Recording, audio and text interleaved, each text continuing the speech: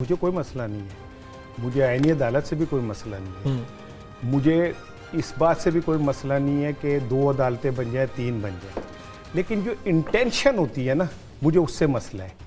अगर आपके नज़र में इस बात का मतलब वाकई आईनी अदालतों का क़याम है ना, तो फिर मुझे कोई मसला नहीं। इंटेंशन क्या है? चले आज इस पर बात करते हैं। आप कह रहे हैं कि चीफ जस्टिस इन्होंने नंबर 3 पे जो मोस्ट सीनियर है उनको लगाना है, आपने नाम लिया। हाँ, उसके अलावा क्या इंटेंशन है? लेकिन काजी साहब की अटेम्प्ट हुई, लेकिन उनका बैगेज इतना बढ़ गया कि ये वजन नहीं उठा सके। इन्होंने हाथ जोड़ दिया कि जी ताड़े से वजन बड़ा पै गया, ठीक है। अदरवाइज काजी साहब ने कंटिन्यू करना था, वहाँ चले जाना था। मकसद क्या था? मकसद सिर्फ ये था कि आने वाले दौर में आपने पीटीआई को फिक्स करना था उन अदालतों, आईनी अदालतों से। आपने इजाज़त लेनी थी सिविलियन के मुकदमात चलाने की, ठीक है। आपने जो आने वाले जजेस थे उनके पर्क उतरने थे। एक मुझे सिंपल सी बात बताएं, काज़मी साहब इस पे थोड़ा सा नाराज़ होंगे, लेकिन मेरी राय है, होने दें आज, ठीक है। आसिफ अली जरदारी 10 साल करप्शन केसेस में रहे, उनकी हुकूमत भी गई। नवाज शरीफ 3 दफ़ा करप्शन केसेस पे उनकी हुकूमत गई। शहबाज शरीफ साहब पे 16 अरब रुपए की मनी लॉन्ड्रिंग है, ठीक है। नीचे वाले भी सारे। अब ये लोग तय करेंगे कि जज कौन सा होना चाहिए। अब इन्होंने तय करना है कि हमारे फैसले करने वाला जज कैसे होना चाहिए। नहीं, लेकिन राज साहब हम फिर कौन तय करेगा? अभी देखें, पाकिस्तान तहरीक साहब अपोजिशन में हैं, उनके जो कायद हैं वो भी जेल में, उनके ऊपर भी तो यही चीज़ें हैं ना। तो फिर तो पाकिस्तान में कोई शख्स तय नहीं कर सकता ये, या तो फिर अब आपको सरों को बाहर निकालना पड़ेगा कि इमरान खान को भी बाहर निकालें, नवाज शरीफ को भी, शहबाज शरीफ को भी, जरदारी साहब को भी। फिर कहाँ से लाएं, कहाँ से लोग लाएं? मैं जो बात कह रहा हूँ ना वो ये है कि मैं कह रहा हूँ अदालतों को काम करने दें ना, उनको काम करने दें। एक वो दायरा कार में लाना चाह रहे हैं। क्यों लाना चाह रहे हैं? आप कह रहे हैं कि इंटेंशन ये है कि इनको काबू करना है। नजर आ रहा है ना आपको बिलावल भुट्टो को इतना क्या। अब सिंपल ये कि बिलावल भुट्टो इतने क्यों एक्टिव हुए हैं? क्योंकि उनके सीवी डिपेंड करता है इस पे, इसकी कामयाबी पे। क्या होगा फिर? क्या होगा अगर ये कामयाब होता है? कि शहबाज हुकूमत को तो कह दिया एस्टेब्लिशमेंट के तर्जुमान वावडा साहब ने कि ये निकम्मे और नाअहल है। फिर आए बिलावल भुट्टो के मैं करके दूंगा ये काम आपको। अब उनकी फ्रस्ट्रेशन बढ़ रही है। पहली दफ़ा प्रैक्टिकली उनको सामना करना पड़ा सियासी जोड़ तोड़ का। वो तो उनके अब्बू करते थे, और पहली दफ़ा उन्हें अंदाज़ा हुआ कि ये काम ही तक। कल की फ्रस्ट्रेशन आपको नज़र नहीं आ रही कि अगर जमहूरी तरीके से नहीं हुआ तो फिर मैं गैर जमहूरी तरीके से करूंगा। फिर मुझे कोई ये ना कहे, क्योंकि उनकी डिपेंड करता है सीवी के ऊपर ये लिखा जाना कि ये हुआ या नहीं हुआ, क्योंकि वो ख्वाब देख रहे हैं वजीर आजम के। तो आपने क्या कि आईनी तरामीम ना हुई तो शहबाज हुकूमत जाएगी, और आईनी तरामीम होगी तो बिलावल भुट्टो वज़ीर आज़म आगे कभी अगर मौका मिला तो। काज़मी साहब, ये सारी बातें सुन ली हैं, आपकी नीयत ये है, आप लोगों को ये कह रहे हैं कि हमने इंसाफ देना है, ये करना है, वो करना है, अंदर तो आप ये छुपा हुआ है, ये एजेंडा है आपका। फरक साहब, उससे पहले मैं सिर्फ चंद सेकंड लेके आपको जवाब दूंगा इनका जो इन्होंने इल्जामात लगाए। इल्जामात तो नहीं, खैर वो तो एक पूरी एक साजिश थी जिसके तहत शहबाज साहब पे जो हमारे वजीर आज़म है मनी लॉन्ड्रिंग का इल्ज़ाम हो, या शरीफ खानदान के बरतानिया में असासाजात को लेकर। तो भाई इमरान खान की हुकूमत में जो कि एक मासूम और पता नहीं क्या क्या अलकाब उनको मिले, उन्होंने 65 मिलियन पाउंड ज़ाया किए हैं बरतानिया के अंदर। और जो शहबाज साहब पे इल्ज़ाम लगाया मनी लॉन्ड्रिंग का, वो 6 मुल्की तहकीकात हुई है। फरोख्त सिर्फ बरतानिया में तहकीकात नहीं की। जब नेशनल क्राइम एजेंसी के पास आप कोई दरख्वास्त मुल्की सतह पे भेजते हैं और वो तहकीकात का आगाज करते हैं, तो वो सिर्फ एक मुल्क पे फोकस नहीं करते।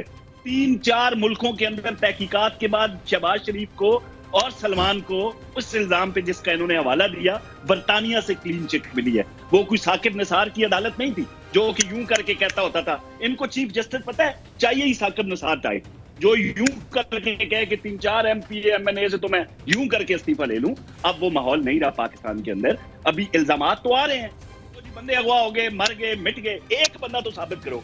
अब लाहौर के अंदर ताजा तरीन वाकया आपके सामने हुआ। इस वक्त मैं बरमला इस बात का इजहार करता हूं कि दुनिया को एटम बम से खतरा नहीं है इतना जितना इस वक्त फेक न्यूज से है मेरे भाई। फेक न्यूज फैला, खातून को सामने करके कहा गया कि ये बेटी थी उसकी, ये उसकी मां है। पहले वो ऐनक लगा के रो रही होती है, तो साथ ही जनाब अगली वीडियो में वो ठुमके लग रहे होते हैं। तो इस तरह के ये इल्जामात है मेरे भाई, यही इल्जामात की हकीकत है। यहाँ पे आप एक बंदा सामने नहीं आ रहा कि यार मेरी बहू बेटी को अगवा किया, फलां अरकान पार्लिमान को उठाया गया। सिर्फ बातों तक आप इल्जामात लगा रहे। आप बरतानिया का हवाला देते हैं तो बरतानिया जैसे ममालिक के अंदर रॉयल कोर्ट ऑफ जस्टिस हो, उनका नेशनल क्राइम एजेंसी हो, उन्होंने हाथ बांध के शरीफ खानदान से माफी मंगवाई है लोगों को जो इल्जामात उन पे लगा रहे थे। अलबत्ता 65 मिलियन पाउंड जो अवाम का वहां पे खर्च किया गया, जो उस वक्त पीटीआई के रूए रवा होते थे, जो मीडिया टॉक में आके इसी तरह के इल्जामात लगाते थे, उनके बहुत ज्यादा असासाजात बरतानिया में बन चुके हैं। अब उन पे तहकीकात होनी चाहिए। तो ये सिर्फ इल्जामात थे जो कि साबित हो चुके हैं बरतानवी अदालत में, ये बिल्कुल झूठे साबित हुए। अभी ये मामला ऐसा है भाईजान आईनी तरमीम का। राणा साहब कुछ कहना चाह रहे हैं, राणा साहब कुछ कहना चाह रहे हैं। काजमी साहब, मैं फेक राणा साहब बोले। मैं ना फेक न्यूज़ के हवाले से आपके साथ खड़ा हूँ, और फेक न्यूज़ जो भी फैलाता है, मुआशरे के अंदर आलूदगी फैलाता है, मैं आपके साथ हूँ कि उनका कलाकुमा होना चाहिए। लेकिन आपकी तो अपनी वज़ीर इत्तलात फेक न्यूज़ फैलाती हैं। उन्होंने जो कल ट्वीट किया है और जाली एक ट्वीट किया, उस पर कोई कार्रवाई करेंगे आप? अजमा ने जो ट्वीट किया और बाद में साबित हुआ कि वो ट्वीट जाली किया, उन्होंने गलत इन्फॉर्मेशन पे किया है, तो उस फेक न्यूज़ पे वो माजरत करेंगी या आप उनसे कहेंगे कि बीबी हम तो फेक न्यूज़ के खिलाफ खड़े हो रहे हैं, आप ये कौन सी गेम डाल रहे हैं? तो को करेंगे? मैंने कहा जरा पूछ लूं, क्योंकि आप तो तारीखी काम कर रहे हैं सारे ना। साहब आपने मैं आज प्रोग्राम में बैठे हुए ना, मैं एक चीज को क्लैरिफाई करता हूँ। आप एक दूसरा सवाल मुझ पे मुसल्लत कर देते हैं राणा साहब, क्योंकि जो मैंने बात की है उसका मुश्किलें इतनी बड़ी, आपके ऊपर मुश्किलें इतनी बड़ी हैं कि नहीं जोई साहब, इनके पास यकीनन उस सवाल का जवाब नहीं है जो बरतानिया का मैंने हवाला नहीं मैं उस तरफ जाना नहीं चाहता। काजिम साहब मेरी सुन लें, मैं जाना नहीं चाहता, मुझे सुन लेना। अच्छा फिर मुझे जवाब दे कि वो जो कौन सा फॉन्ट था, कैलबरी फॉन्ट झूठ था, कतरी खत जो था वो झूठ था, मेरी तो पाकिस्तान क्या बरतानिया क्या कहीं पे भी जायदाद नहीं है, वो झूठ था। क्या ये झूठ था कि वो जो फ्लैट थे वो हमारे नहीं है? क्या उस पे भी हमें को बरतानिया से सर्टिफिकेट मिल चुका है? कहा था उसकी बिल्कुल जायदाद नहीं है। बाद में आपने कहा नहीं मेरी तो 16 रुपए की पता नहीं कहाँ। एक दफा आप कह रहे हैं कि मेरी तो पाकिस्तान बरतानिया क्या पाकिस्तान क्या कहीं जायदाद नहीं है। फोन क्या जाली था, क्या कतरी खत सच्चा था? कौन सी चीज में मैं किस पे यकीन करूं बताएं? राणा साहब ये वो नारा था जो इमरान खान ने 3.5 साल अपनी मेरी बात सुन ले, इनके ऊपर बात करने का मतलब कहीं ये नहीं है कि मैं इमरान खान के साथ खड़ा हूं। मैंने तो पूरी उसमें अभी तक डिबेट में एक दफा इमरान खान का नाम नहीं लिया। मैं क्यों इमरान खान के साथ खड़ा हूं? मैं उसको कोई तर्जुमान हूं? मैं तो आपसे बतौर अवाम सवाल कर रहा हूं। मैं तो एक आम आदमी के तौर पर पूछ रहा हूं कि जब आप क्रेडिबिलिटी की बात करते हो तो ये क्रेडिबिलिटी भी दे दें। कतरी खत का बता दें, कैडबरी फोन का बता दें, नाम ही मेरे मुंह पे नहीं चढ़ता उसका, वो लोग बना भी लेते हैं। ठीक है, मुझे बता देना कि इनको भी बता दें उन स्टेटमेंट का कि हमारी तो कहीं पे भी जायदाद नहीं है। बता देना कि बरतानिया में फ्लैट्स हमारे नहीं है, दे दें उनकी रसीदें। इस चीज को देखें, आप सुन ले तो मैं बताऊं। जी चले राणा साहब सुन ले एक मिनट काउंटर करने के लिए। सर गुस्सा ना कीजिएगा, मुझे डर लग रहा है किधर मिल ही जाना। नहीं कोई गुस्सा नहीं है, मैं मिल ही जाऊं कहीं, आपको गुस्सा नहीं है सर। आप मैं आपको ये बताऊं सर कि इन ये जो केसेस जिनका आप हवाला दे रहे हैं ना जी, ये एक बहुत बड़ी साजिश आपके सामने गुजरी है। यही तो मैं कह रहा हूँ कि अब तहरीक इंसाफ, आप बेशक तर्जुमान ना बने तहरीक इंसाफ के, लेकिन उनको जज तो वैसे ही चाहिए, खोसा जैसा जज चाहिए जो आपको धरने से उंगली से इशारा करे, आ जाओ भाई मेरे पास, मैं तुम्हें बताता हूं इनको घर कैसे भेजना है।